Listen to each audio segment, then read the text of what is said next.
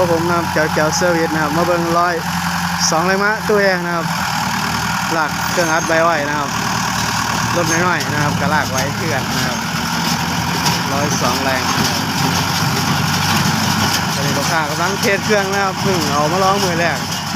เพื่อนเอาของมาเปลี่ยนน้ำมันเครื่องนะครับเปลี่ยนถ่ายของเหลวนะครับทุกระบบนะครับผมนี่นะเข้ากับเขามากันถึงหน้างานกันเลยนะครับผม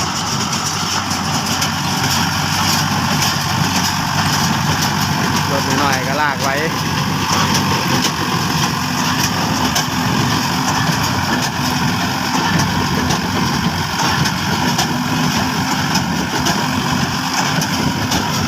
อะไรเงี้ยครับ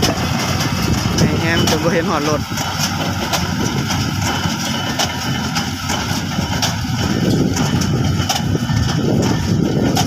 แล้วท่านนั้นกำลังกวดใบ102คือกันจะเป็นตัวธรรมดานะครับกวดใบอ้อย